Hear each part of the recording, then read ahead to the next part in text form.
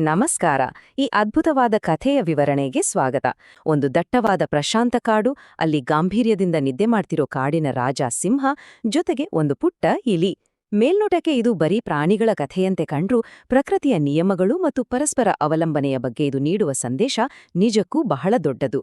ಬನ್ನಿ ಶುರು ಮಾಡೋಣ. ಒಂದು ಪುಟ್ಟ ಪ್ರಾಣಿ ಬಲಿಷ್ಠ ರಾಜನನ್ನು ಕಾಪಾಡಲು ಸಾಧ್ಯವೇ? ಇದು ನಮ್ಮೆಲ್ಲರ ಗಮನ ಸೆಳೆಯುವ ಈ ಇಡೀ ಕಥೆಯ ಜೀವಾಳ. ನಾವು ಸಾಮಾನ್ಯವಾಗಿ ಶಕ್ತಿ ಮತ್ತು ಗಾತ್ರವನ್ನ ಒಂದೇ ತಕ್ಕಡಿಯಲ್ಲಿ ತೂಗ್ತೀವಲ್ವಾ? ಆದ್ರೆ ಕಾಡಿನ ಅತಿ ಸಣ್ಣ ಜೀವಿ ಮತ್ತು ಅತಿ ದೊಡ್ಡ ಶಕ್ತಿಯ ನಡುವಿನ ಈ ಕಾಂಟ್ರಾಸ್ಟ್ ನಮ್ಮ ದೈನಂದಿನ ಆಲೋಚನೆಗಳಿಗೆ ಒಂದು ದೊಡ್ಡ ಸವಾಲನ್ನೇ ಒಡ್ಡುತ್ತೆ.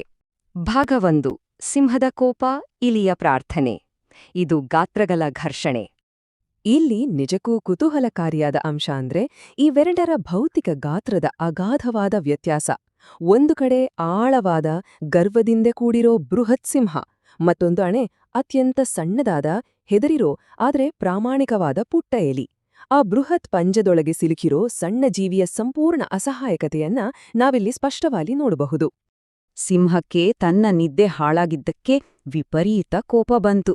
ಅದು ಆ ಪುಟ್ಟ ಇಲಿಯನ್ನ ತನ್ನ ಬಲವಾದ ಪಂಜದಲ್ಲಿ ಬೀಗಾಗಿ ಹಿಡಿದುಕೊಂಡು, ಹೇ ಪುಟ್ಟ ಪ್ರಾಣಿಯೇ, ಕಾಡಿನ ರಾಜನಾದ ನನ್ನ ನಿದ್ರೆಯನ್ನೇ ಕೆಡಿಸ್ತೀಯಾ? ನಿನ್ಗೆಷ್ಟು ಧೈರ್ಯ? ಈಗ ನಿನ್ನನ್ನ ಒಂದೇ ತುತ್ತಿಗೆ ತಿಂದು ಮುಗಿಸ್ತೀನಿ ಅಂತ ಗರ್ಜಿಸ್ತು. ಆ ಗರ್ಜನೆಯಲ್ಲಿ ಕಾಡಿನ ರಾಜನ ಅಧಿಕಾರ, ಸಿಟ್ಟು ಮತ್ತು ಅಹಂಕಾರ ಎಲ್ಲವೂ ಒಟ್ಟಿಗೆ ಎದ್ದು ಕಾಣ್ತಾ ಇತ್ತು. ಆ ಭಯಾನಕ ಗರ್ಜನೆಗೆ ಇಲಿ ಸಂಪೂರ್ಣವಾಗಿ ಬೆಚ್ಚಿಬೀಳುತ್ತೆ. ಆದ್ರೆ ಅದು ತನ್ನ ಪ್ರಾಣ ಉಳಿಸ್ಕೊಳ್ಳಲು ನಡುಕ್ತಲೇ ಬಹಳ ಭಾವುಕವಾಗಿ ಪ್ರಾರ್ಥನೆ ಮಾಡುತ್ತೆ. ಮಹಾರಾಜರೇ, ದಯವಿಟ್ಟು ನನ್ನನ್ನ ಕ್ಷಮಿಸಿ, ಪ್ಲೀಸ್ ನನ್ನ ಕೊಲ್ಬೇಡಿ. ಎಂದಿಗಾದ್ರೂ ನಿಮಗೂ ನನ್ನಿಂದ ಸಹಾಯವಾಗ್ಬೋದು. ಕೇವಲ ಪ್ರಾಣಭಿಕ್ಷೆ ಕೇಳೋದಷ್ಟೇ ಅಲ್ಲ, ಭವಿಷ್ಯದಲ್ಲಿ ಸಹಾಯ ಮಾಡ್ತೀನಿ ಅನ್ನೋ ಆ ಪುಟ್ಟ ಜೀವಿಯ ದೃಢವಾದ ವಿಶ್ವಾಸ ಇಲ್ಲಿ ನಿಜಕ್ಕೂ ಬೆರಗುಗೊಳಿಸುವಂಥದ್ದು. ಇಲ್ಲಿನ ಅತಿ ಪ್ರಮುಖವಾದ ಅಂಶ ಅಂದ್ರೆ ಸಿಂಹದ ರಿಯಾಕ್ಷನ್. ಇಲಿಯ ಆ ಮಾತು ಕೇಳಿ ಸಿಂಹಕ್ಕೆ ತನ್ನ ಅಹಂಕಾರದಿಂದ ಜೋರಾಗಿ ನಗು ಬರುತ್ತೆ. ಇಷ್ಟಿಷ್ಟೇ ಇರೋ ನೀನು ಕಾಡಿನ ರಾಜನಾದ ನನಗೆ ಸಹಾಯ ಮಾಡ್ತೀಯಾ ಅಂತ ಗೇಲಿ ಮಾಡುತ್ತೆ. ಆದ್ರೂ ಆ ಪುಟ್ಟ ಪ್ರಾಣಿಯನ್ನ ತಿನ್ನೋದ್ರಿಂದ ತನ್ನ ಅಂತಸ್ತು ಹೆಚ್ಚಾಗಲ್ಲ ಅಂತ ಭಾವಿಸಿ ಪಾಪ ಅಂತ ಕರುಣೆ ತೋರಿ ಅದನ್ನ ಬಿಟ್ಬಿಡುತ್ತೆ. ಈಗ ಕಥೆಯ 2ನೇ ಭಾಗ: ಬೇಟೆಗಾರರ ಬಲೆಯಲ್ಲಿ ಸಿಂಹ, ಬಲಿಷ್ಠನ ಪತನ. ಈ ಬಲೆಯ ವ್ಯಾಖ್ಯಾನವನ್ನ ಒಮ್ಮೆ ಗಮನಿಸಿ. ಬಲೆ ಅಂದ್ರೆ ಕಾಡಿನ ಅತಿ ಬಲಿಷ್ಠ ಪ್ರಾಣಿಗಳನ್ನ ಸಹ ನಿರ್ಬಂಧಿಸಲು ವಿನ್ಯಾಸಗೊಳಿಸಲಾದ, ಬಿಡಿಸಲಾಗದಂಥ ಬಲವಾದ ಸಾಧನ. ಇದು ಅಹಂಕಾರವನ್ನ ಮಟ್ಟಹಾಕುವ ಸಂಕೇತವೂ ಹೌದು. ಕಾಡಿನ ರಾಜನೇ ಆದ್ರೂ ಆ ಬಲೆಯಲ್ಲಿ ಸಿಂಹ ಸಂಪೂರ್ಣವಾಗಿ ಅಸಹಾಯಕವಾಗ್ಬಿಡತ್ತೆ. ಎಷ್ಟೇ ಒದ್ದಾಡಿದ್ರೂ ಗರ್ಜಿಸಿದ್ರೂ ಆ ಬಲೆಯನ್ನ ಹರಿದು ಹಾಕಲು ಅದಕ್ಕೆ ಸಾಧ್ಯ ಆಗೋದೇ ಇಲ್ಲ. ಮುಂದಿನ ಭಾಗ: ಇಲಿಯಿಂದ ಸಿಂಹದ ರಕ್ಷಣೆ, ಓರ್ವ ಅನಿರೀಕ್ಷಿತ ರಕ್ಷಕ. ಇಲ್ಲಿ ನಡೆಯುವ ರೋಮಾಂಚಕಾರಿ ರಕ್ಷಣಾ ಕಾರ್ಯಾಚರಣೆಯನ್ನ ಹಂತ ಹಂತವಾಗಿ ನೋಡೋಣ.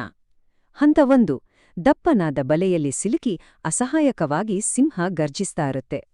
ಹಂತ 2: ಆ ಧ್ವನಿಯನ್ನ ಗುರುತಿಸಿ ಆಪತ್ತಿನಲ್ಲಿರುವ ಸಿಂಹವನ್ನ ಕಾಪಾಡಲು ಇಲಿ ಅತ್ಯಂತ ವೇಗವಾಗಿ ಆ ಸ್ಥಳಕ್ಕೆ ಧಾವಿಸಿ ಬರುತ್ತೆ. ಮತ್ತು ಹಂತ 3: ತನ್ನ ಶಕ್ತಿ ಹಾಗೂ ಗಾತ್ರದ ಬಗ್ಗೆ ಸ್ವಲ್ಪವೂ ಯೋಚಿಸದೆ ಇಲಿ ತನ್ನ ಚೂಪಾದ ಹಲ್ಲುಗಳಿಂದ ಆ ದಪ್ಪನೆಯ ಬಲೆಯ ಹಗ್ಗಗಳನ್ನ ಒಂದೊಂದಾಗಿ ವೇಗವಾಗಿ ಕಚ್ಚಿ ಕತ್ತರಿಸಿ ಸಿಂಹವನ್ನ ಫ್ರೀ ಮಾಡುತ್ತೆ. ನೋಡಿದ್ರಲ್ಲ, ಇದು ಅತ್ಯದ್ಭುತವಾಗಿ ಏನನ್ನ ವಿವರಿಸುತ್ತೆ ಅಂದ್ರೆ ಕೃತಜ್ಞತೆಯಿಂದ ಬೆಸೆದ ಬಂಧವನ್ನ. ಸಿಂಹ ಆ ಬಲೆಯಿಂದ ಹೊರಬಂದ ಮೇಲೆ ತನಗೆ ಸಹಾಯ ಮಾಡಿದ ಆ ಪುಟ್ಟ ಇಲಿಗೆ ತುಂಬು ಹೃದಯದಿಂದ ಥ್ಯಾಂಕ್ಸ್ ಹೇಳುತ್ತೆ. ಗಾತ್ರ ಮತ್ತು ಶಕ್ತಿಯ ಅಹಂಕಾರ ಕರಗಿ ಅಲ್ಲಿ ಪರಸ್ಪರ ಗೌರವ ಮತ್ತು ಸ್ನೇಹ ಚಿಗುರೊಡೆಯುತ್ತೆ. ಅಂದಿನಿಂದ ಆ ಬಲಿಷ್ಠ ಸಿಂಹ ಮತ್ತು ಪುಟ್ಟ ಇಲಿ ಜೀವಮಾನದ ಆತ್ಮೀಯ ಸ್ನೇಹಿತರಾಗ್ತಾರೆ. ಕಡೆಯ ಭಾಗ: ಕಥೆಯ ನೀತಿ ಮತ್ತು ಸಂದೇಶ. ಈ ಕಥೆಯಿಂದ ನಾವು ಕಲಿಯಬಹುದಾದ ಜೀವನ ಪಾಠಗಳು. ಇಲ್ಲಿ ನಾವು ಗಮನಿಸಬೇಕಾದ 2 ಪ್ರಮುಖ ಅಂಶಗಳಿವೆ. ಮೊದಲನೇದಾಗಿ, ಯಾರನ್ನೂ ಅವರ ಗಾತ್ರ ನೋಡಿ ಕೀಳಾಗಿ ಅಂದಾಜು ಮಾಡಬಾರ್ದು. ಪ್ರತಿಯೊಬ್ಬರಿಗೂ ಅವರದೇ ಆದ ಶಕ್ತಿ ಮತ್ತು ಸಾಮರ್ಥ್ಯ ಇರುತ್ತೆ. ಗಾತ್ರದಲ್ಲಿ ಸಣ್ಣದಾಗಿದ್ರೂ ಆ ಇಲಿಯ ಚೂಪಾದ ಹಲ್ಲುಗಳು ಸಿಂಹದ ಬಲವಾದ ಪಂಜಗಳಿಗಿಂತ ಹೆಚ್ಚು ಉಪಯುಕ್ತವಾದವು. ಎರಡನೇದು, ಉಪಕಾರಕ್ಕೆ ಪ್ರತ್ಯುಪಕಾರ. ನಾವು ಇತರರಿಗೆ ಮಾಡೋ ಸಣ್ಣ ಒಳ್ಳೆಯ ಕೆಲಸವು ಎಂದಿಗಾದ್ರೂ ನಮಗೆ ಒಳ್ಳೆಯ ರೂಪದಲ್ಲೇ ಮರಳಿ ಬರುತ್ತೆ ಅನ್ನೋದಕ್ಕೆ ಸಿಂಹ ತೋರಿದ ಕರುಣೆ ಮತ್ತು ಇಲಿ ಮಾಡಿದ ಸಹಾಯವೇ ಬಹುದೊಡ್ಡ ಸಾಕ್ಷಿ. ಈ ವಿವರಣೆಯ ಕೊನೆಯಲ್ಲಿ ನಾವೆಲ್ಲರೂ ಯೋಚಿಸಬೇಕಾದ ಒಂದು ಪ್ರಮುಖ ಪ್ರಶ್ನೆಯಿದೆ. ನಮ್ಮ ಜೀವನದಲ್ಲಿ ಬೃಹತ್ ಪ್ರಭಾವ ಬೀರಬಲ್ಲಂತಹ ಆ ಪುಟ್ಟ ಇಳಿ ಯಾರಾಗಿರಬಹುದು? ಎಷ್ಟೋ ಬಾರಿ ನಾವು ಸಣ್ಣ ವ್ಯಕ್ತಿಗಳನ್ನ, ಸಣ್ಣ ಅವಕಾಶಗಳನ್ನ ಅಥವಾ ಸಣ್ಣ ಸಹಾಯಗಳನ್ನ ಕಡೆಗಣಿಸ್ಬಿಡ್ತೀವಿ. ಆದ್ರೆ ನೆನಪಿರ್ಲಿ, ಆಂತರಿಕ ಶಕ್ತಿಯು ಎಂದಿಗೂ ಗಾತ್ರವನ್ನ ಅವಲಂಬಿಸಿರಲ್ಲ. ಎಲ್ರಿಗೂ ಇಷ್ಟವಾಗಿದೆ ಅಂತ ಭಾವಿಸ್ತಾ ಇಂದಿನ ಈ ಸೆಷನ್ ಅನ್ನ ಇಲ್ಲಿಗೆ ಮುಕ್ತಾಯಗೊಳಿಸೋಣ.